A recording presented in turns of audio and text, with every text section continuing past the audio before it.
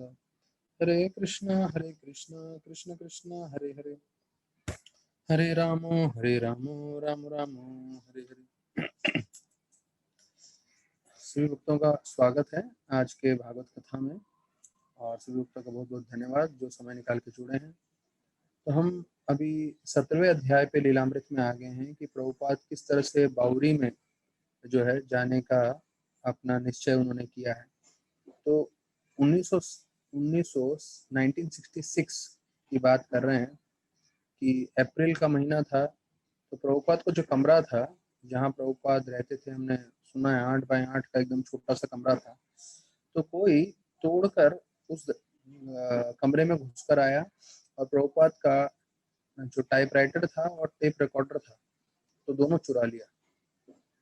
तो प्रभुपाद जब वापस आए तो जो जनरेटर था, जनरेटर मतलब जो लिफ्ट विफ्ट चलाता है वो शायद, तो उसने जो है प्रभुपाद को बताया कि भाई आपके घर में चोरी हो गई है और सब सामान लेके चोर भाग गया है। तो प्रभुपाद जो है समझ गए कि ये शायद ये जो लिफ्ट वाला व्यक्ति है वो ही चोर है, लेकिन प्रभुपाद जो है किसी तरह से साबित नहीं कर पा रहे थे कि वो चोर है। तो उनके जो प्रभुपाद के कोई शिष्य थे तो उन्होंने उनको बोला कि हम आपको जो है दूसरा टाइपराइटर ला देंगे और दूसरा टेप रिकॉर्डर ला देंगे। प्रभुपाद अपने एक चिट्ठी में लिखते हैं कि कम से कम 1000 रुपये का मेरा नुकसान हुआ, जो तकरीबन $160 के बराबर था उस समय। और प्रभुपाद सोच रहे थे कि अमेरिका इतना धनी देश है लेकिन फिर भी वहाँ पे इतना चोरी चकारी हो रहा है, इतना सब गलत कार्य हो रहा है। इसका मतलब वास्तविक रूप में ये लोग सब संतुष्ट नहीं है। अभी बताया जाता है कि भारत में अमेरिका के मुकाबले 1/3 जो है पुलिस स्टेशन है। तो जितने भी पुलिस स्टेशन हैं हमारे भारत में, जो आप संख्या देखेंगे तो अमेरिका के मुकाबले 1/3 है। मतलब अगर उधर 30 पुलिस स्टेशन है तो हमारे इधर 10 होंगे, तो हम 1/3 है। और पॉपुलेशन देखा जाए तो हमारा पॉपुलेशन अमेरिका से 3 गुना ज़्यादा है। तो अमेरिका का जो आबादी है उससे 3 गुना ज़्यादा आबादी हमारा है। तो सोचिए अमेरिका से जो है 3 गुना ज़्यादा हमारा आबादी है, 1/3 पुलिस वाले हैं, और हमारे पुलिस जो है इतने एफिशिएंट भी नहीं है। अमेरिका का पुलिस बताया जाता है 911 जो है जैसे ही दबाएंगे तो 911 दबाते ही तुरंत जो है बताया जाता है कि अमेरिका में किसी भी देश के कोने से आप 911 दबाएंगे तो कुछ ही मिनटों में एम्बुलेंस, फायर ब्रिगेड और पुलिस की गाड़ी तीनों पहुंच जाती है। कुछ ही मिनटों में, शायद 5 मिनट के अंदर में कहीं पे भी आप अमेरिका में आप ये नंबर लगाएं तो वो आ जाते हैं, ऐसे करके बोलते हैं। और हमारे भारत में तो आपको मालूम है किस तरह से कार्य चलता है। लेकिन फिर भी हमारे भारत में क्योंकि हमारी संस्कृति है, हमारा आध्यात्मिक ज्ञान है, उसके कारण इतना ज़्यादा बुरा हालत नहीं है। अभी धीरे धीरे होते जा रहा है क्योंकि हम विदेशी तौर तरीके अपना रहे हैं इसके लिए। तो यहाँ पे प्रभुपाद बता रहे हैं कि अमेरिकी लोग इतने धनी हैं लेकिन धनी होने के बावजूद जो है उनके मन में ये सब चोरी और ये सब कार्य बहुत ज़्यादा उधर संपन्न हो रहे थे। तो प्रभुपाद जो है वो जोसेफ फॉरेस्टर से मिले। ये वही हैं जो वीज़ा का काम करते थे और इंडिया के टिकट एजेंट भी थे। तो वो कई महीने पहले मिले थे प्रभुपाद उनसे, अभी 7 महीना हो चुका था। तो 7 महीने के बाद प्रभुपाद फिर से जाके उनको मिले। हाँ, तो उनका ब्रुकलिन में ऑफिस था और वो फोस्टर को बोलने लगे कि ये तो कैसे मेरे यहाँ चोरी हो गई। तो फोस्टर बोले आपका स्वागत है अमेरिका में। बोलता है हर अमेरिकन के घर में ऐसा चोरी होता है। और बोलते हैं कि मेरे खुद के घर में भी मेरा खुद का जो है गाड़ी चोरी हो गया है कुछ दिन पहले। तो देखिए ये कितना आम बात है अमेरिकन लोगों के लिए कि हाँ उधर चोरी होता ही रहता है। तो प्रभुपाद बोलने लगे कि यहाँ के जो युवा पीढ़ी है वो पूरी तरह से पथभ्रष्ट हैं, उनको कुछ मार्गदर्शन किसी को मालूम नहीं है, इसलिए वो पूरी तरह से गलत कार्य में लगे हैं। तो वो प्रभुपाद उनको बोलने लगे कि मेरे सोच रहा हूँ कि मैं भारत वापस चले जाऊं। और उन्होंने जो है उनको अपना भागवतम भी दिखाया। तो देखिए प्रभुपाद जब कितनी बार उनके साथ भी इतनी तकलीफें हो रही थी, इतना सब हो रहा था, और यहाँ तक कि कृष्ण भगवान ने उनकी परीक्षा भी इतनी कड़ी रूप से ली। पहले वो इतना तकलीफ झेल रहे थे, ऐसे विदेशी लोगों के बीच में थे जिनको कृष्णा के बारे में मालूम भी नहीं है, कभी उन्होंने तस्वीर नहीं देखी है, कभी सुना नहीं है, ऐसे लोगों के बीच में बैठे हैं और उनको प्रचार करते हुए जो है इतना तकलीफ झेल रहे हैं। और अभी तो उनके घर में जो उनके पास सामान था वो भी चोरी हो गया। तो फिर प्रभुपाद बोल रहे हैं कि अभी 307 जहाँ वो कमरे में रह रहे थे उनमें रहने का उनकी कोई इच्छा नहीं थी। और प्रभुपाद दूसरा सोचने लगे कि ये जो लिफ्ट वाला व्यक्ति है वो वापस से चोरी नहीं करेगा, उसकी क्या गारंटी है। तो प्रभुपाद के दो शिष्य जैसे थे, शिष्य मतलब जो लोग जुड़े हुए थे प्रभुपाद से, हार्वी और बिल, तो वो जो है कब से उनको बावरी पे बुला रहे थे कि प्रभुपाद आप आइए, वहाँ पे जो है हम प्रचार कर सकते हैं, वहाँ पे लोग ज्यादा जुड़ेंगे। तो हार्वी के पास उधर एक स्टूडियो था बावरी में, मतलब उनके पास भी एक छोटा सा कमरा आप बोल सकते हैं। तो उधर भी चोरी हो गई थी। देखिए अभी चोरी कितने जगह पे कॉमन है। प्रभुपाद के कमरे में हुई, फिर जो फोस्टर जी थे वीजा वाले उनके यहाँ चोरी हो गई, अब यहाँ पे बता रहे हैं हार्वी उनका जो था उधर चोरी हो गई। मतलब लोग कितना चोरी करने के लिए आतुर हैं और उधर इतनी स्थिति खराब थी। तो ये जो है हार्वी वो छोड़ के जाना चाहते थे अपना मकान, और वो चाहते थे कि वो कैलिफोर्निया जा रहे थे तो वो अपना कमरा एक जो है डेविड करके एक लड़के को और प्रभुपाद को देना चाहते थे कि ये दोनों रहें। और विशेष रूप से वो चाहते थे कि प्रभुपाद वहां पे रहें तो एक साधु की भी सेवा हो जाएगी। और हार्वी और डेविड इतना मिले नहीं थे, बस एक दिन पहले कृष्ण ने ऐसे प्रबंध किया कि एक ही दिन में हार्वी और डेविड दिन में 3 बार मिले। तो जब एक दिन में 3 बार मिले तो हार्वी को लगा अरे कृष्णा का इच्छा है, मैं डेविड को अपना एक कमरा दे देता हूँ जिसमें स्वामी भी जाके रह सकते हैं। तो जब प्रभुपाद बौरी जाने की बात कर रहे थे तो जहाँ प्रभुपाद 307 क्रमांक कमरे में रहते थे, वहां के एक इलेक्ट्रिशियन जो बिजली का काम करते थे उसने बोला अरे आप कहाँ जा रहे हैं, हाँ, वो कोई अच्छे आदमी के रहने के लिए जगह नहीं है, वो पूरा विश्व का सबसे बेकार जगह है। और बोलते हैं अगर आपकी यहाँ चोरी हो गई इसका मतलब ये नहीं कि आप ऐसे जगह पे जाके रहें जो पूरा विश्व का सबसे बेकार जगह। हाँ, जैसे हम लोग धारावी बोले हैं तो हमें मालूम चलता है कि भाई मुंबई का सबसे जो है अलग तरीके का जगह है जहाँ लोग इतना जाना अपने आप को अच्छा नहीं समझते वहां पे जाना। तो फिर वो ये जो है कितने लोग बोलने लगे अरे वहां मत जाइए। हाँ, और वहां पे सबसे ज्यादा गलत कार्य होते हैं। तो अभी उसके बारे में और वर्णन किए बताया गया है कि वो जगह मुख्य रूप से जो है जिनके पास घर नहीं था और जो पूरी तरह से शराब में डूबे हुए थे वो लोग वहां जाके रहते थे। बोलते हैं कि ये जो इलेक्ट्रिशियन था वो कभी गया था वहाँ बावरी में और उसने देखा था कि कैसे ये लोग जो हैं शराब पी के यहाँ वहाँ पड़े हुए हैं, यहाँ तक कि कई लोग गटर में गिरे हुए हैं।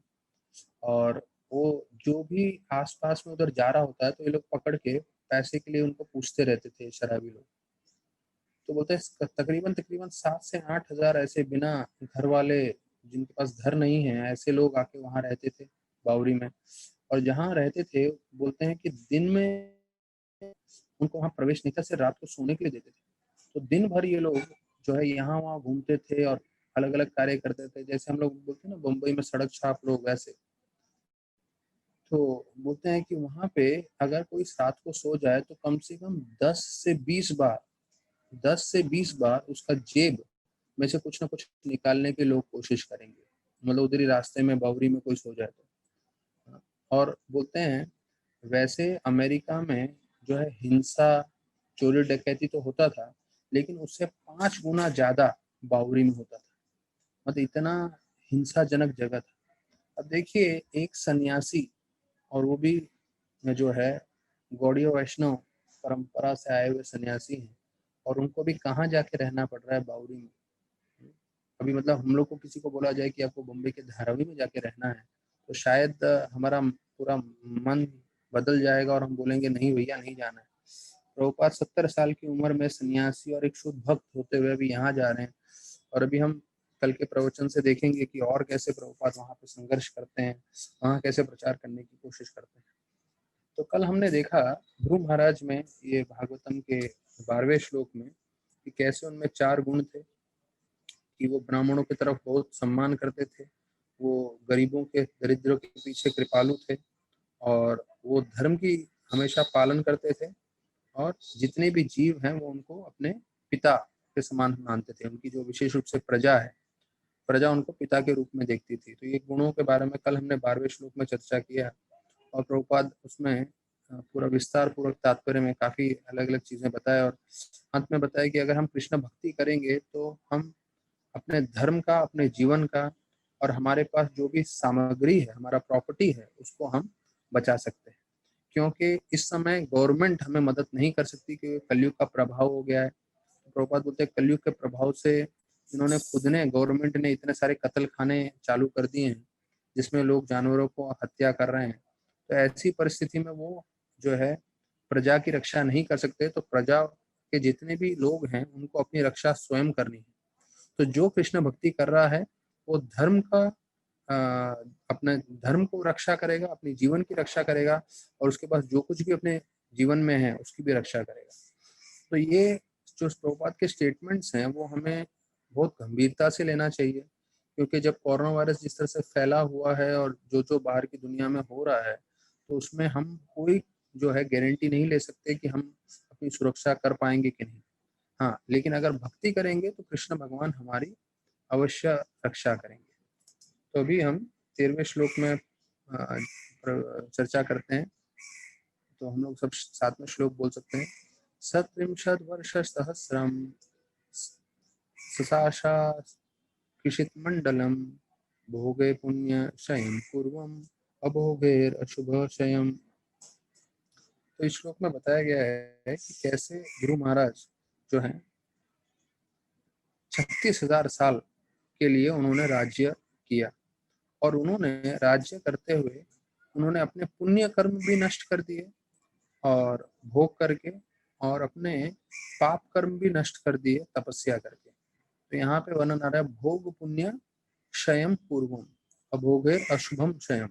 तो बोलते पुण्य और पाप दोनों उन्होंने नष्ट किए। तो पुण्य कर्म भोग खत्म करने का तरीका है भोग करना, और पाप कर्म खत्म करने का तरीका है तपस्या करना। तो प्रभुपाद जो है विश्वनाथ चक्रवर्ती ठाकुर इसके तात्पर्य में बता रहे हैं, जो भागवतम में नहीं है। मैं विश्वनाथ चक्रवर्ती ठाकुर का दूसरे जगह से तात्पर्य बता रहा हूँ। ये ध्रुव महाराज की नम्रता है कि वो अपना पाप और पुण्य खत्म करना चाहते थे।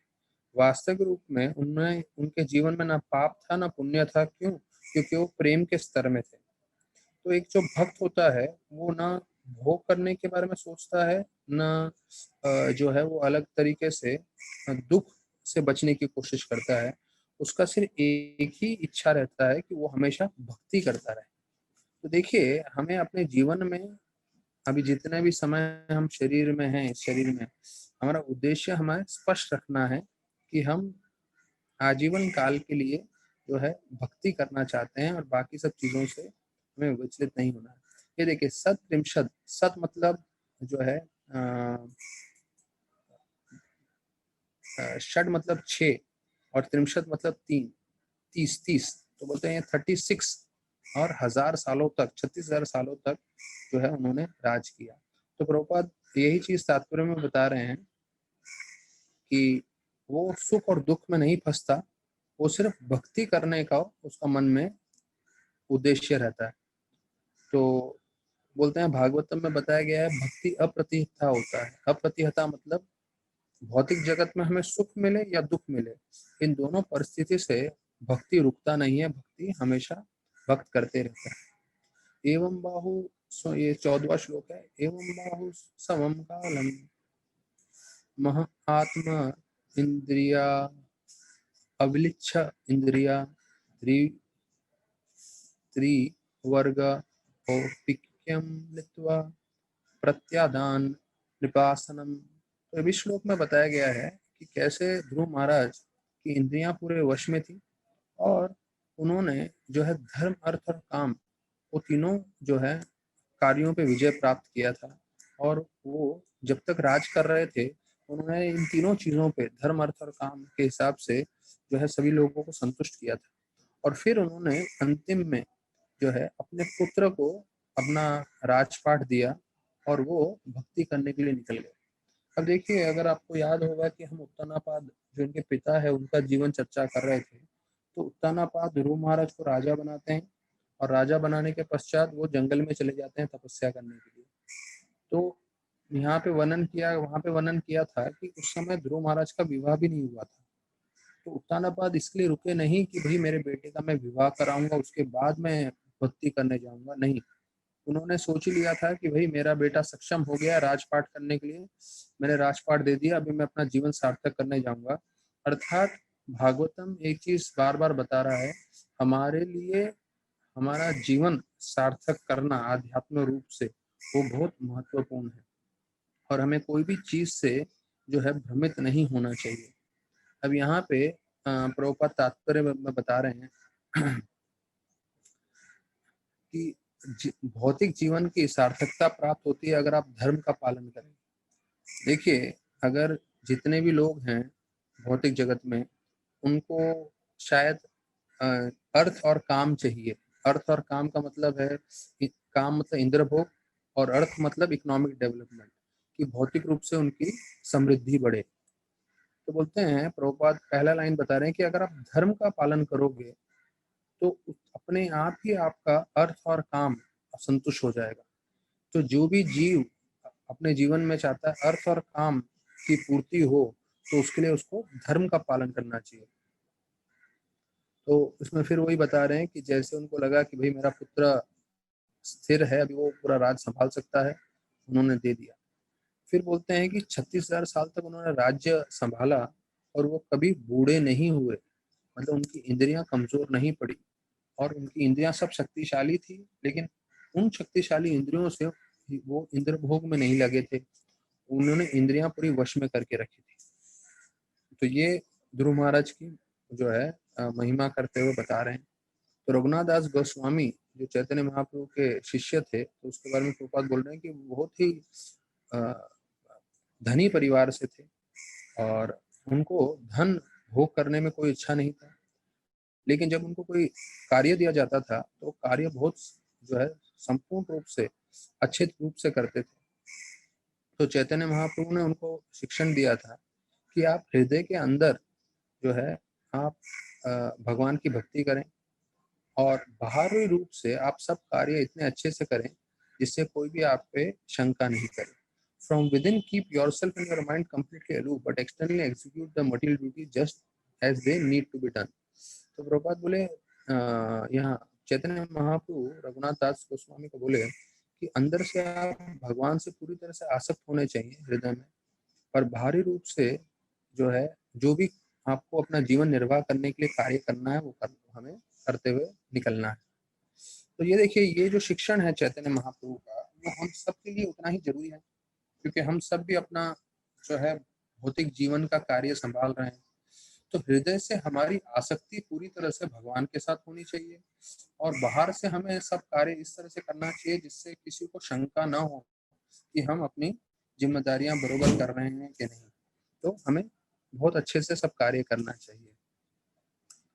तो राधानाथ महाराज बताते हैं, जब हम जप करेंगे पूरी नम्रता से और पूरी भक्ति से, तो ये दो गुणों का होना बहुत जरूरी है जब हम जप करते हैं, एक पूरी नम्रता से और पूरी भक्ति भाव से, तब जाके हम कृष्ण प्रेम प्राप्त कर सकते हैं। हमें मालूम है कि जप करने से हमें कृष्ण प्रेम प्राप्त होगा, लेकिन उसमें सबसे दो मुख्य चीज, एक तो है भक्ति भाव और एक है नम्रता। तो नम्रता जो है वो हमेशा हमें जीवन में लेके चलना है, वो सबसे महत्वपूर्ण है। तो बताते हैं कि साधु का हमें आशीर्वाद चाहिए, क्योंकि साधु के आशीर्वाद से हमें भगवान का आशीर्वाद मिलेगा। तो बोलते साधु तभी आशीर्वाद देते हैं जब वो देखते हैं कि सामने वाला बहुत ही जो है उसका सेवा भाव उत्तम है। अगर वो जो है बहुत ही उत्तम तरीके से उसका में सेवा भाव है और सेवा कर रहा है, तब साधु का हमें आशीर्वाद मिल सकता है। तो देखिए, जो प्रामाणिक साधु है वो कभी भी ऊपर के दिखावे को देख के आकर्षित नहीं होगा। वो आकर्षित तभी होगा जब वो देखेंगे कि किसी में अच्छा सेवा भाव है और सेवा भाव होते हुए वो उतना सेवा कर भी रहा है। तो बोलते हैं जो वैष्णव होता है वो अपने आप को किसी भी दूसरे भक्त से अपने आप को बेहतर नहीं समझता। मतलब वो हर भक्त का अपने आप को दास समझता है और हर भक्त को अपने से उत्तम मानता है। ये एक भक्त का वैश्य लक्षण होता है। और हमारे जीवन में जितनी भी मुसीबतें आ रही हैं, तकलीफें आ रही हैं, हमें जानना है कि ये जितनी भी मुसीबतें हैं वो हमारे मित्र हैं। क्यों हमारे मित्र हैं? क्योंकि ये एक मित्र क्या होता है, आपको मदद करता है जीवन में आगे बढ़ने के लिए। तो जब हमारे जीवन में मुसीबतें आ रही हैं तो उनको हमें हमारा मित्र बताया गया है, क्योंकि ऐसी मुसीबतों के समय में अगर हम कृष्ण भगवान का आश्रय ले लें, कृष्ण भगवान की भक्ति करें, तो हम और भक्ति में, आध्यात्म में आगे बढ़ सकते हैं, तरक्की कर सकते हैं। तो अभी जो है बताया जाता है कि कैसे ध्रुव महाराज जो हैं वो अपना राजपाट छोड़ के जाने का वर्णन कर रहे हैं। तो यहाँ पे 15वें श्लोक में बताया है कि ये जो पूरा भौतिक जगत है वो एक स्वप्न के समान है, और ये कृष्ण भगवान की माया शक्ति ने बनाया है। अगर आप यही चीज देखेंगे, प्रभुपाद गीता में भी लिखते हैं कि ये जो दुनिया है वो एक स्वप्न के समान है। तो प्रभुपाद स्पष्ट अपने गीता के दूसरे अध्याय के हम लोग 27, 28, 29 श्लोक ये पढ़ रहे थे आज। तो उसमें बताया है कि ये दुनिया जो है एक स्वप्न के समान है। तो स्वप्न 6 घंटे का होता है, ये जो हमारा जीवन है वो 70-80 साल का है, बस इतना ही फर्क है। तो 6 घंटे का सपना जब खत्म हो जाता है तो प्रभुपाद बोलते हैं, अगर आप सपने में देख रहे थे कि आप राजा हो, या आप बोलेंगे करोड़पति बन गए हो, तो ऐसा नहीं है कि अगले दिन सुबह उठ के आप कार्य नहीं करोगे, बोलेंगे अरे मैं तो करोड़पति था सपने में। उसका कुछ मूल्य नहीं है। सपने में आप क्या देख रहे हैं उसका कुछ जो है असलियत से उसका कुछ संबंध नहीं है। उसी प्रकार से ये जो 80 साल के जीवन में हम कर रहे हैं उसका हमारे आध्यात्मिक जीवन से कोई संबंध नहीं है। इस 80 साल के जीवन में अगर हम भक्ति कर सके, अपना जीवन सार्थक कर सकें तो सबसे उत्तम है। तो हमें पूरी तरह से उसके लिए तैयारी करना चाहिए। तो यहाँ पे वही बताया गया है 15वें श्लोक में कि उनको ध्रुव महाराज के महान भक्त भी थे, तो उनको समझ में आ गया कि भाई ये जो है स्वप्न के समान है। तो यहाँ पे शब्द आया है गंधर्व नागर। गंधर्व नागर मतलब ये ऐसा एक भ्रम होता है कई चीजों के बारे में। जैसे हम बोलते हैं ना, रेगिस्तान में जाते हो तो पानी दिखता है, वास्तविक रूप में पानी नहीं है, सिर्फ भ्रम हो रहा है। तो वैसे ही ये भ्रम की दुनिया में हम रह रहे हैं, जहाँ पे ये सब चीजें रहेंगी कुछ समय तक, लेकिन उसके बाद सब नष्ट हो जाएंगे। राधानाथ महाराज हमेशा बताते हैं, ये उदाहरण देते हैं कि जब बच्चे जो है समुद्र के तट पे जो है समुद्र के तट पे बच्चे लोग जो हैं अपना घर बनाते हैं मिट्टियों का। तो मिट्टी खोदेंगे खोदेंगे रेती से और उससे घर बनाने की कोशिश करेंगे। लेकिन हम सबको मालूम है कि जब रेती का घर बनाने वाले हैं तो वो घर बनाने का कुछ फायदा नहीं है, क्योंकि कुछ समय में लहरें आएंगी और उसको तोड़ देंगे। तो राधानाथ महाराज बताते हैं कि जैसे बच्चे मिट्टी का घर बनाते हैं वैसे बड़े लोग भी अपना अपना घर बनाते हैं। पर बड़े लोगों को भी ये मालूम नहीं है कि भाई समय जो है एक लहर के रूप में आएगा और सब कुछ नष्ट कर देगा, या तो घर नष्ट कर देगा या आपको नष्ट कर देगा। तो अधिकांश समय हम लोग नष्ट हो जाते हैं, घर तो फिर भी रहता है। तो बच्चों का और हम लोग का दोनों का विचार एक धारा ही है। क्यों? अज्ञानवश, ज्ञान नहीं। तो यहाँ बोलते हैं कि सपने में हम बहुत सारी चीजें देखते हैं, प्रभुपाद तात्पर्य में बता रहे हैं। तो एक जो भक्त होता है उसको मालूम है ये कैसे, ये दुनिया जो है क्षण भंगुर है, कुछ समय के बाद नष्ट हो जाने वाली है। और वास्तविक रूप में आध्यात्मिक जीवन ही सत्य है, जहाँ पे जीवन अनित्य काल के लिए है। तो बोलते हैं एक भक्त जो है वो आध्यात्मिक जीवन में उसका रुचि होता है, इस परछाई रूपी दुनिया में उसका रुचि नहीं होता। जैसे हमने गीता में सुना है ऊर्ध्व मूलम अधः शाखा, कि जो आध्यात्मिक जगत की परछाई है इस भौतिक जगत। तो भौतिक जगत में आप परछाई में हम लोग जी रहे हैं, तो परछाई में हमें कुछ ज्यादा प्राप्त नहीं होगा। तो यहाँ पे फिर 16वें श्लोक में वर्णन आ रहा है कि ध्रुव महाराज अंत में अपने राज्य उन्होंने छोड़ दिया, और फिर उन्होंने जो है पूरा पृथ्वी का उनका राज्य था, पूरे एकराट सम्राट थे वो। और फिर वो सोचने लगे कि मेरा शरीर, मेरी बीवी, बीवियां, मेरे बच्चे, मेरे मित्र, मेरा खजाना, मेरी सेना और जितने भी मेरे महल और वो सब हैं, ये सब माया का प्रभाव है और ये समय के साथ सब जाने वाले हैं, इसलिए मुझे अपना जीवन सार्थक करना चाहिए। और वो चले गए बद्रिक आश्रम में। देखिए, बद्रिक आश्रम मतलब सत्व गुण से, सत्य युग से था। हाँ, ध्रुव महाराज भी वहीं पे गए अपना जीवन सार्थक करने के लिए, बद्रीनाथ में। तो बद्रीनाथ देखिए, यहाँ भागवतम में कितना जगह वर्णन आ रहा है कि सत्ययुग से लोग उधर जा रहे थे तपस्या करने के लिए, ध्यान करने के लिए, और वहाँ कितना भीषण ठंड रहता है वो भी हमें मालूम है। और ये सतयुग में की बात है, मतलब ये कलयुग है, द्वापर, त्रेता और उसके पहले जो है भक्तगण जाते थे वहां जीवन सार्थक करने के लिए। तो बोलते हैं कि अभी ध्रुव महाराज का जीवन का संक्षेप बता रहे हैं, क्योंकि अभी इस अध्याय में ध्रुव महाराज की कथा अंत होने वाली है। तो बोलते हैं कि बचपन में उनको अपने पिताजी से भी बड़ा राज्य चाहिए था, इसलिए वो भगवान की खोज में चले गए। और फिर भगवान की खोज करते हुए जब भगवान का दर्शन हुआ तो उनको माया भी समझ में आ गया कि माया का प्रभाव क्या होता है। तो अभी क्योंकि वो कृष्ण भक्त बन गए थे, तो अभी उनके मन में जो है एक ही इच्छा थी, भगवान को प्राप्त करने की। पहले जब भगवान को खोजने गए थे, जब 5 साल के बच्चे थे, तो उनको राज्य चाहिए था, अभी उनको कुछ नहीं चाहिए था। क्यों? क्योंकि वो भगवान की उनको कृपा और भक्ति प्राप्त हुई थी। तो बोलते हैं ये जो सार्थकता है वो सिर्फ एक भक्तों को प्राप्त हो सकती है। तो बोलते हैं even if one completes only a minute percentage of devotional service and fall down from its immature position is better than fully person who fully engages in fruity activities of this material world। तो 16वें श्लोक के अंत में प्रभुपाद बता रहे हैं, देखिए 2 तरह के लोग हैं, एक है भक्त, एक है अभक्त। तो अभक्त अपना जीवन पूरी सार्थकता से कार्य करता है, कर्मों के हिसाब से। पर एक भक्त है जो भक्ति करते हुए कुछ ही समय में उसका पतन हो जाता है।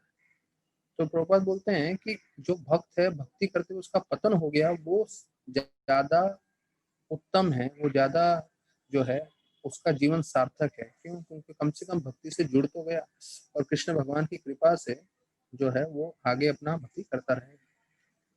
तो यहाँ बता रहे हैं फिर 17वें श्लोक में कि अपनी इंद्रियों को उन्होंने पूरी तरह से वश में कर लिया, शुद्ध किया, और वहां पे वो उधर के जल में जो है स्नान करते थे। तो ये जो जल है वो है अलकानंदा। जो गंगा ऊंचे लोक से आती है, तो वहां पे अलकानंदा के रूप में जो है वो उधर बहती है। तो अगर हम अष्टांग योग के हिसाब से समझें तो बताया गया है कि वो वहां पे जो है यम, नियम, आसन, प्राणायाम, प्रत्याहार, धरना, ध्यान और समाधि सबका पालन करते थे। जैसे उन्होंने अपनी इंद्रियां वश में की, तो वहां पे स्नान करते थे, तो ये यम और नियम है। फिर वो एक आसन में बैठते थे, फिर वो अपना श्वास जो है वश में किया उन्होंने, जिसको प्राणायाम बोलते हैं।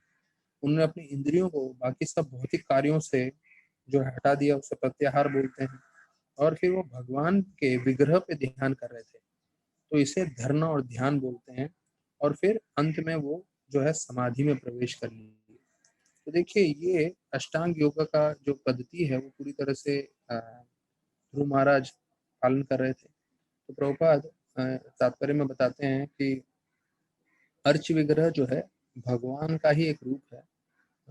और जो भक्त होते हैं वो हमेशा अर्च विग्रह पे ध्यान करते हैं, उनकी सेवा में हमेशा लीन रहते हैं। तो बोलते हैं भक्त को वही लाभ होता है, मतलब भगवत धाम जाने का, सिर्फ भगवान का चिंतन करके। तो ये जो गीता में लिखा है, सबसे बड़ा योगी कौन है? 6 अध्याय में जो 47 श्लोक है, वो बोलते हैं जो हमेशा मेरा चिंतन करता रहे। तो हम यहाँ हम देख रहे हैं ध्रुव महाराज भी जो है हमेशा भगवान का स्मरण करते हुए, याद करते हुए समाधि में प्रवेश करते हैं। तो हम भी वो जो है चीज प्राप्त कर सकते हैं, जो है ज्यादा से ज्यादा भगवान पे ध्यान करके।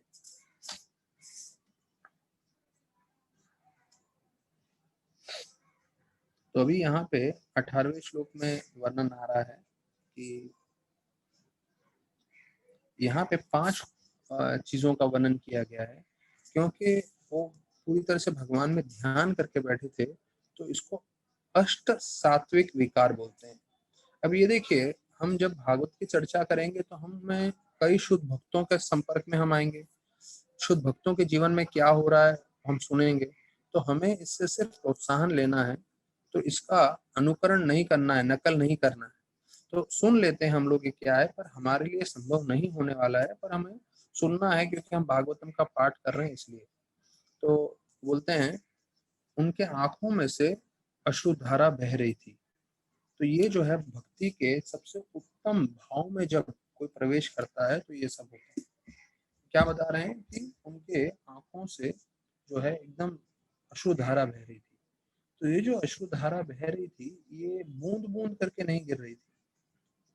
तो कभी कभी जो होता है हमारे आंखों में से बूंद बूंद आंसू गिरता है, तो बूंद बूंद आंसू यहाँ नहीं गिर रही थी। वो जैसे सीरिंज होता है ना, इंजेक्शन इंजेक्शन, तो इंजेक्शन में से कैसे पानी गिरता है, ऐसा एकदम ऐसा सामने से पूरी तेज गति से निकलता है आंखों में से। तो उसी प्रकार से बताया जाता है तेज गति से जो है अश्रुधारा निकल रहे थे ध्रुव महाराज के आंखों से। तो अभी ये 5 चीजों का वर्णन आ रहा है। फिर बताया जाता है अनंत हास्य कल्याण, कि ये जो है आंखों में से आंसू आ रहे थे, उनका हृदय पूरी तरह से पिघल रहा था, उनके रोंगटे खड़े हो रहे थे, पुल का अचिंतांगो करके वर्णन आ रहा है। पूरी तरह से वो अपने शरीर को भूल चुके थे। नात्मानम अस्मृता, पूरी तरह से अपने शरीर के बारे में भूल चुके थे, और यहाँ तक कि अपने सूक्ष्म शरीर के बारे में भी भूल चुके थे, जिसे बोलते हैं मुक्त लिंग। तो ये 5 चीजों के बारे में वर्णन किया गया है। तो ये विश्वनाथ चक्रवर्ती ठाकुर बताते हैं कि जब हम अपने जो हमारा सूक्ष्म और स्थूल दोनों शरीर से हम मुक्त हो जाते हैं, तब हम योग्य हो जाते हैं आध्यात्मिक जगत जाने के लिए। तो हमारे ये दोनों शरीर से हमें आसक्ति पूरी तरह से हटानी है, और अगर हम इसकी तरफ आसक्ति नहीं हटाएंगे तो हम भौतिक चीजों की तरफ हमेशा आसक्त रहेंगे। भक्ति रसामृत में एक श्लोक आता है, कामादिनम कटिना कटिदा। ये श्लोक का मतलब है कि देखिए हम सब ने हमारे जीवन में काम, क्रोध, लोभ, मोह, द्वेष, इन सब की सेवा की। अगर जितने भी भक्तगण हैं कोई बोल नहीं सकता कि मैंने इन सब की सेवा नहीं की। तो यहाँ पे जो है चैतन्य चरितामृत में श्लोक आया है भक्ति रसामृत सिंधु का, और बोलते हैं कि मैंने ऐसे जो हैं मालिकों की सेवा की है जिन्होंने मेरे पे जरा भी कृपा नहीं दिखाया। देखिए काम, क्रोध, लोभ, मोह, मद, मत्सर या द्वेष, अगर आप देखें आपको कभी छुट्टी नहीं देते। जैसे अगर कोई ऑफिस में काम करते हैं आप लोग, तो उसमें पेड लीव और सिक लीव वगैरह वगैरह सब लीव रहते हैं, छुट्टी रहते हैं। यहाँ तक कि कोई किसी के घर में भी काम करता है, जैसे मंदिर में भी लोग काम करते हैं, तो साल में हम लोग 1 महीने का उनको पेड लीव छुट्टी देते हैं। पर देखिए अगर हम काम के, क्रोध के, द्वेष की सेवा करते रहेंगे, लोभ की, तो वो कभी हमें छुट्टी नहीं देने वाले। मतलब ऐसा नहीं कि हफ्ते में एक बार, महीने में एक बार, साल में एक बार, नहीं, 365 दिन हमसे काम कराएंगे, दिन रात वो हमसे काम कराएंगे। और हम लोग भी जो है बेशर्मों के जैसे इनकी सेवा करते रहते हैं, और जबकि वो कभी संतुष्ट भी नहीं होते। लेकिन अगर कोई भक्ति में जागृत हो जाए और वो सोच ले कि मुझे इनकी सेवा नहीं करनी है, मुझे भगवान की सेवा करनी है, और भगवान का आश्रय ले ले, तो वो ऐसे मालिकों की सेवा करने से बच सकता है। नहीं तो सोचिए हमारी क्या अवस्था होगी, जीवन भर हम इनकी सेवा करते रहेंगे और ना ही वो संतुष्ट होने वाले हैं, और हमसे ऐसे कार्य कराते रहेंगे बिल्कुल निम्न वर्ग के। तो अभी हमें सोचना है कि हमें भविष्य में इनकी सेवा करनी है या हमें छोड़ना है इनकी सेवा। तो ये बहुत जरूरी है, हमें याद रखना है। रूप गोस्वामी के द्वारा रचित ये श्लोक है, हमें हमेशा स्मरण रहना चाहिए कि हम जब भी काम की सेवा करें, क्रोध की और इनकी, ये तो कभी संतुष्ट होने वाले नहीं है, और हमें पूरा जीवन भर जो है गधों के जैसे काम कराते रहेंगे। उसके विपरीत अगर हम भक्ति में जुड़ते हैं, तो जैसे नवलता भक्ति हम लोग जो करते हैं, तो इस नवलता भक्ति में प्रभुपाद बताते हैं सबसे आसान है श्रवण करना। देखिए अभी जितने भक्तगण सुन रहे हैं, तो उसमें बोलते हैं कोई मेहनत करने की आवश्यकता नहीं है, आपको सिर्फ सुनना है। सुनने के लिए आप एक जगह आराम से बैठ सकते हैं और बैठ के सिर्फ कानों के मात्रा से सुनना हो। मतलब भोजन करने से भी आसान है श्रवण करना, क्योंकि भोजन करने के लिए आपको हाथ चलाना पड़ेगा, मुंह चलाना पड़ेगा, लेकिन श्रवण करने के लिए आप एक स्थान पे आराम से बैठ जाइए और कथा चलती रहेगी, आप सुनते रहिए। सिर्फ सुनने मात्र से जो है आप भक्ति में प्रगति करेंगे। तो हम रोज ब्रह्म संहिता का एक श्लोक लेते हैं, तो आज हम एक और श्लोक ले रहे हैं जो 5वां श्लोक है। उसमें बताया गया है, अंगानि यस्य सकृन्ति वृत्तिमन्ति पश्यन्ति पंक्ति कलयन्ति चरम जिगन्ति आनंद चिन्मय सदुज्ज्वल विग्रहस्य गोविंदमादि पुरुषम तमहं भजामि।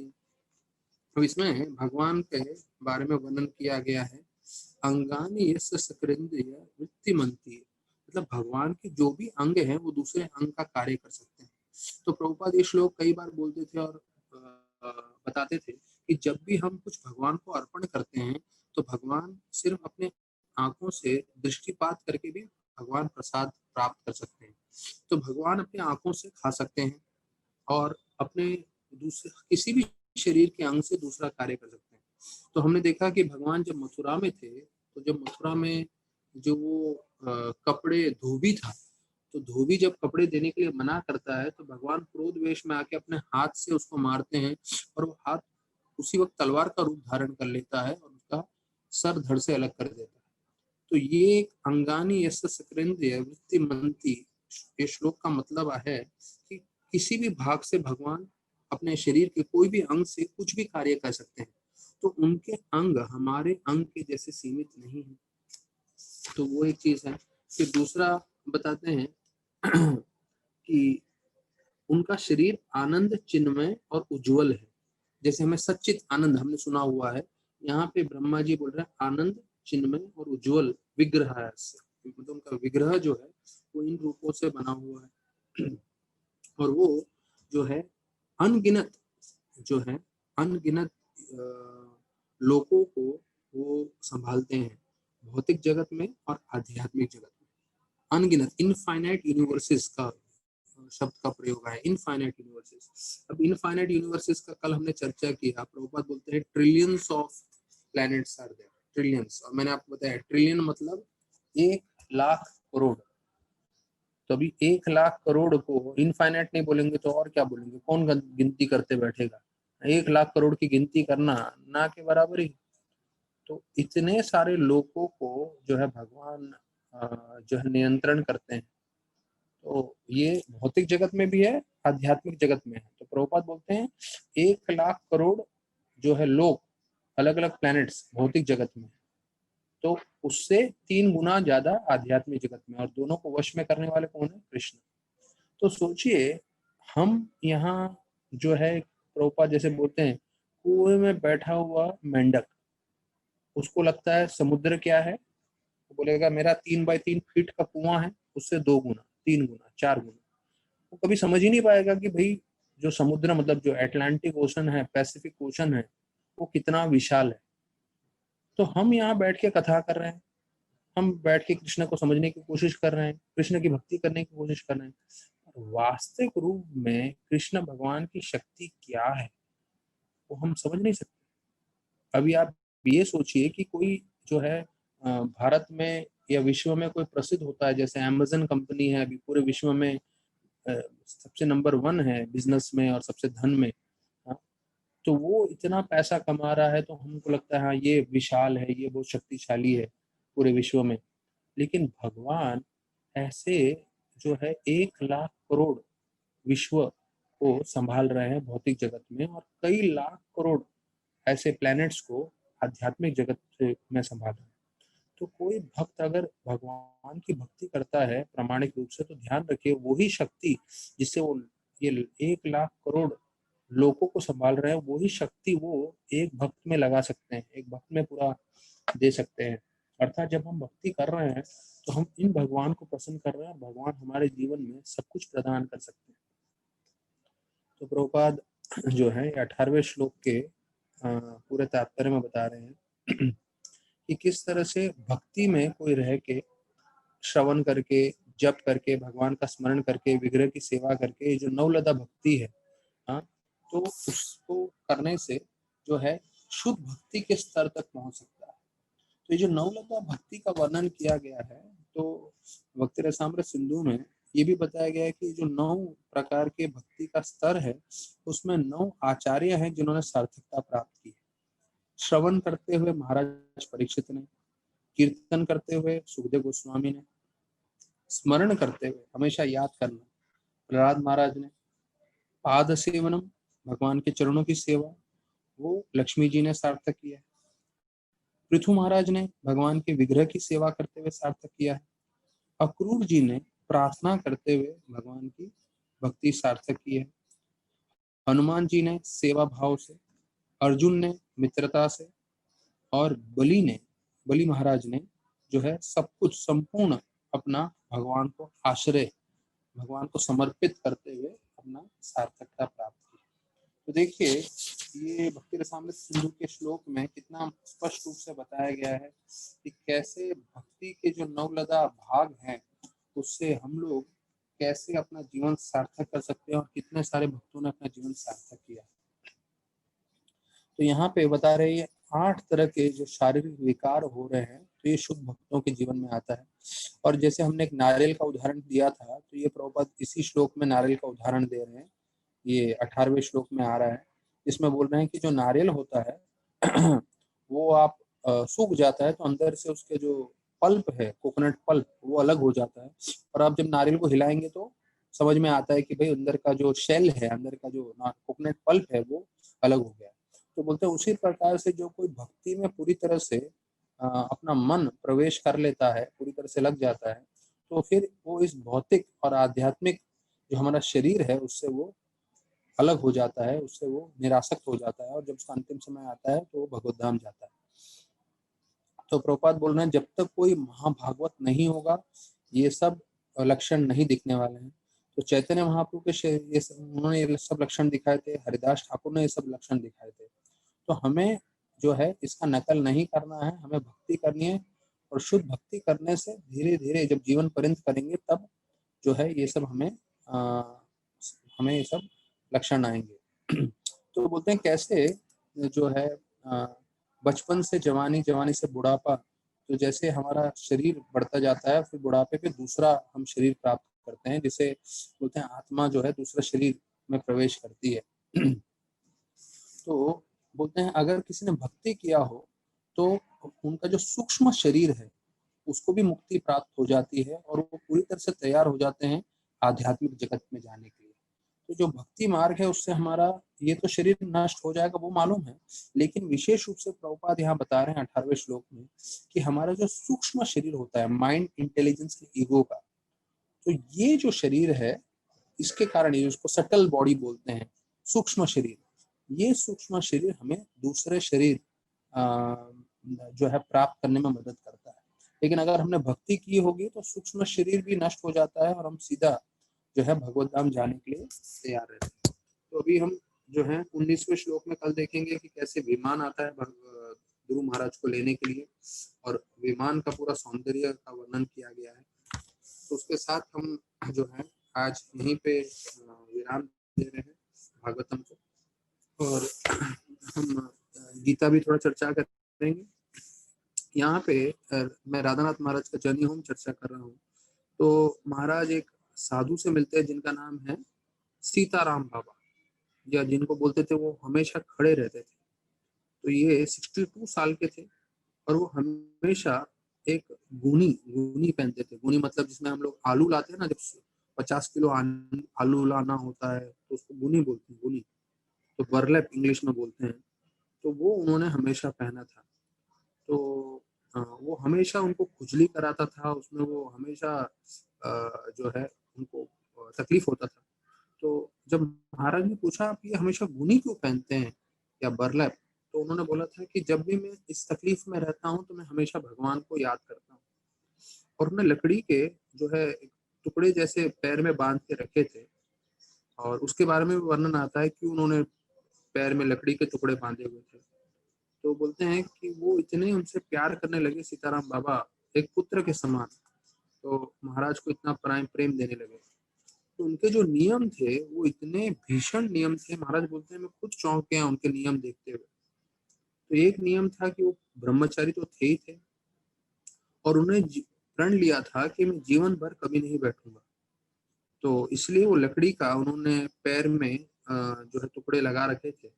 और बोलते हैं अभी तकरीबन 50 साल हो गए थे ये तपस्या करते हुए, वो कभी जीवन में बैठते नहीं थे। यहाँ तक कि जब उनको रात को सोना होता था तो वो जो है रस्सी और एक लकड़ी का झूला जैसा लेके घूमते थे।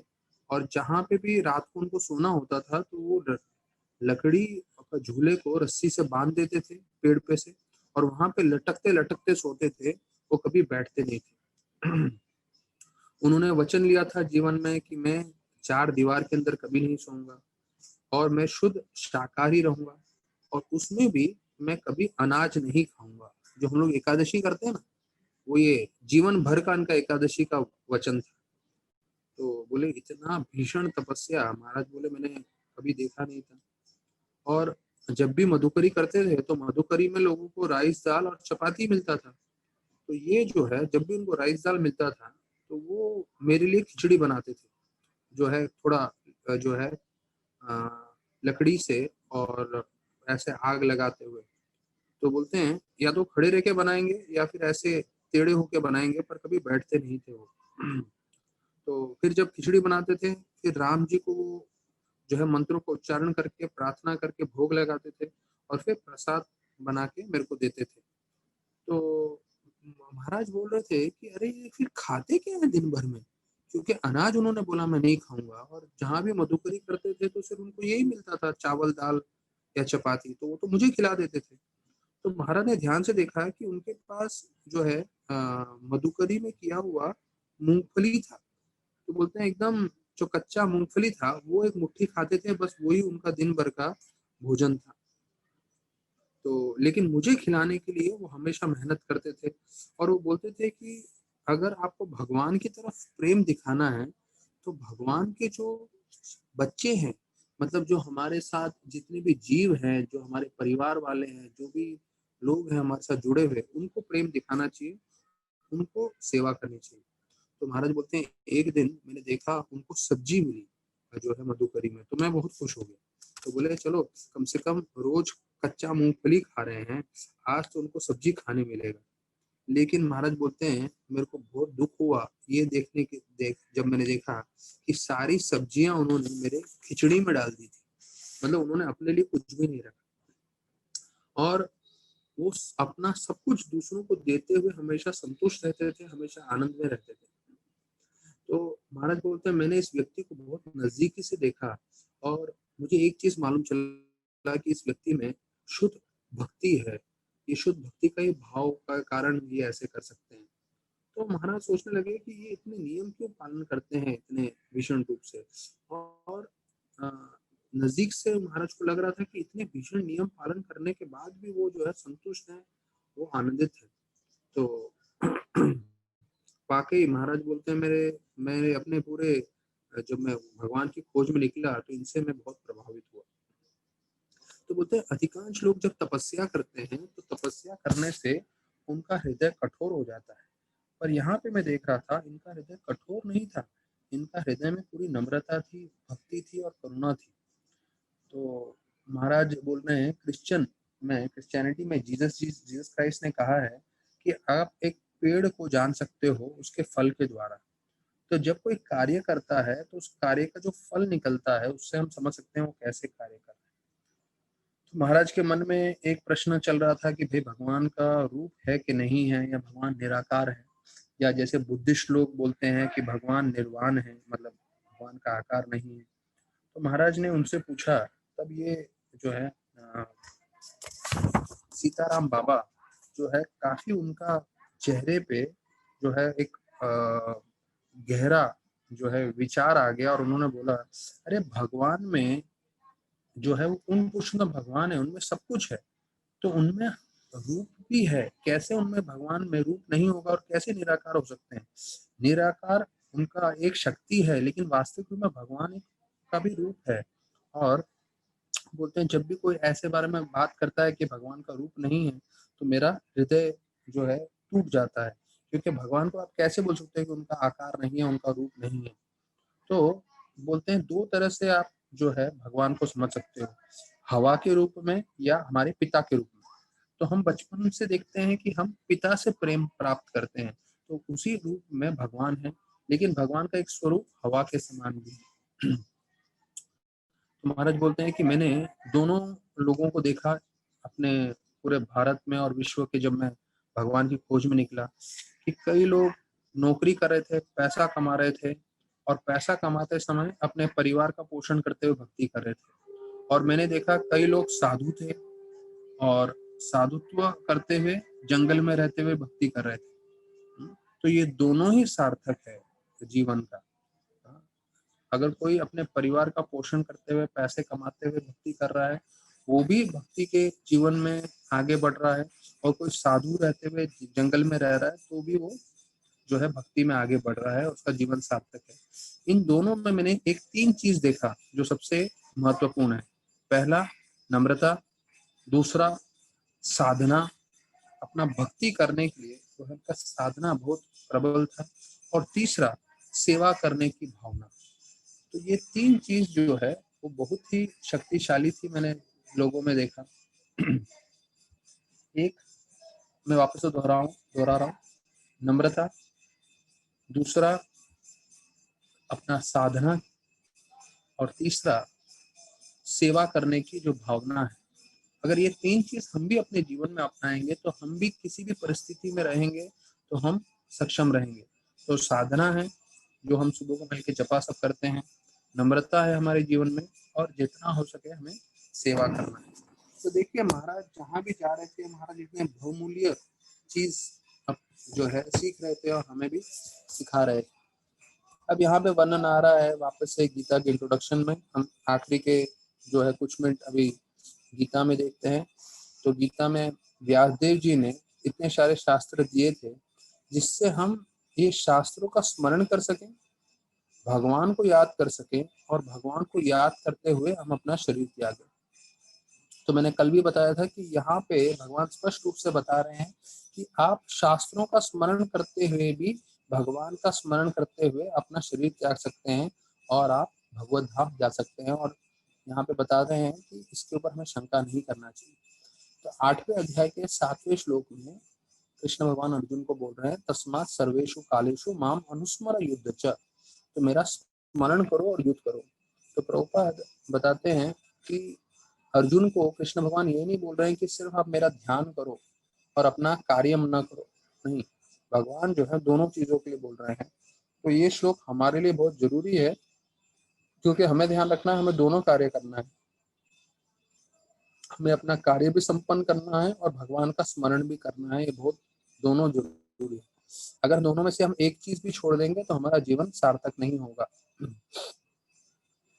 तो बोलते हैं हम सभी को हमारा शरीर जो है उसको भी स्वस्थ रखने के लिए कार्य करना पड़ता है, भोजन करना पड़ता है, और वगैरह वगैरह सब चीजें। तो बोलते हैं कार्य तो हमें करना ही है, लेकिन कार्य करते करते हमें भक्ति भी करते रहना चाहिए। तो भगवान कृष्ण का शिक्षण अर्जुन को क्या है, माम अनुस्मर, मेरा स्मरण करो। तो देखिए ये जो स्मरण करना है वो स्वयं कृष्ण भगवान भी बोल रहे हैं, और पूरे गीता पूरे भागवत में और चैतन्य चरितमृत में एक ही चीज बार बार आएगा कि हमें स्मरण करना चाहिए भगवान का। तो तो बोलते हैं कि अगर हम अपने जीवन में, जब हमारा जीवन चल रहा है तो हमें बहुत परिश्रम करना पड़ेगा। प्रभुपाद का शब्द प्रयोग किया है अंग्रेजी में, if he doesn't practice remembering Krishna while struggling for existence then it will not be possible for him to remember Krishna at the time of death। अगर हमें लगता है कि भाई हम कृष्ण भगवान को मृत्यु के समय याद करना चाहते हैं, तो उसके लिए जब हमारा जीवन है, जो हम जीवन व्यतीत कर रहे हैं, तो जीवन व्यतीत करते समय भी रोज हमें संघर्ष करना पड़ेगा भगवान को याद करने के लिए। संघर्ष करते हुए हमें याद करना पड़ेगा, क्योंकि रोज का दिन जो है संघर्ष रहेगा। तो इस भौतिक जगत में जो जीवन है वो एक संघर्ष के समान है, यहाँ प्रभुपाद ने स्पष्ट बताया है। लेकिन इस संघर्ष के साथ साथ हमें याद रखना है भगवान को। तो यही चीज जो कृष्ण भगवान बता रहे हैं, चैतन्य महाप्रभु ने भी बताया है। चैतन्य महाप्रभु ने बोला है कीर्तन्य सदा हरि, कि हमें हमेशा चैतन्य कृष्ण भगवान का स्मरण करना चाहिए। तो चैतन्य महाप्रभु और कृष्ण दोनों एक ही चीज बता रहे हैं। कृष्ण भगवान ने बोला है माम अनुस्मर, चैतन्य महाप्रभु ने बोला है कीर्तनीय सदा हरि। तो दोनों का मतलब एक ही है, हमें ज्यादा से ज्यादा समय भगवान का स्मरण करना चाहिए। तो प्रभुपाद लिखते हैं हमें अपना दिनचर्या ऐसे करना चाहिए कि हम 24 घंटा जो है भगवान को याद कर सके। तो वो प्रभुपाद बोलते हैं कि कैसे हो सकता है ये चीज, अभी आचार्यों ने उदाहरण दिया। तो प्रभुपाद खुद ही कई बार ये प्रश्न पूछते हैं। जैसे पहले हमने देखा प्रभुपाद पूछते हैं हम अपना भौतिक चीजों में हमारा मन लगा हुआ है, तो भौतिक चीज से हम आध्यात्मिक चीज में कैसे लगाएं। तो बोलते हैं जो कार्य हमारे मन में भौतिक इच्छाएं बना रही हैं, भौतिक छवियां रख रही हैं, तो वो कार्य बंद करके हमें आध्यात्मिक कार्य करना है। विशेष रूप से शास्त्र सुनना है, शास्त्र पढ़ना है, नाम जप करना है, आध्यात्मिक कार्य करना है। तो उससे जो हमारे माइंड में सब मटेरियल थॉट्स हैं, तो उससे स्पिरिचुअल थॉट्स आते हैं। तो अभी यहाँ पे बोल रहे हैं 24 घंटा हम कैसे भगवान के बारे में सोच सकते हैं। तो प्रभुपाद स्वयं प्रश्न पूछ रहे हैं और बोल रहे हैं कि आचार्यों ने जवाब दिया है। और प्रभुपाद बोल रहे हैं कि एक शादीशुदा पुरुष या स्त्री अगर उसका अपने पति या पत्नी को छोड़ के किसी और के साथ संबंध है, किसी और पराये पुरुष पराये स्त्री के साथ संबंध है, तो वो क्या करते हैं, दिन भर उस पुरुष या स्त्री के बारे में सोचते हैं। लेकिन ऐसा कार्य करते समय जो बीवी है वो अपने घर के कार्य जो है वो बहुत अच्छे से करती है, जिससे उसके पति को या किसी को भी शंका न हो उसके ऊपर कि उसका कोई और प्रेमी है। तो कोई और प्रेमी है लेकिन घर का काम बहुत उत्तम तरीके से कर रही है, जिससे उस पर कोई शंका नहीं करे। तो प्रभुपाद बोलते हैं उसी प्रकार से जैसे हम कृष्ण की भक्ति कर रहे हैं, तो हमें अपनी जो मटेरियल ड्यूटीज हैं वो बहुत अच्छे से करनी चाहिए। One should at the same time perform our material duties very nicely. Prabhupada बोल रहे हैं कि देखिए जैसे कोई स्त्री किसी और पुरुष से प्रेम करती है तो उसका चिंतन करती रहेगी और घर का काम सबसे अच्छे से करेगी। तो उसी प्रकार से हमें अपने भौतिक कार्य सबसे उत्तम तरीके से करने हैं, पर मन पूरी तरह से कृष्ण में लगाए रखना है। तो बोलते हैं उसके लिए बहुत प्रेम होना जरूरी है। जैसे भौतिक लोगों में ये सब प्रेम होता है, तो हमें भी वो प्रेम विकसित करना है। तो बोलते हैं अगर हम में भी वो प्रेम रहेगा तो हम सब कार्य करते हुए हम भगवान को याद कर सकते हैं।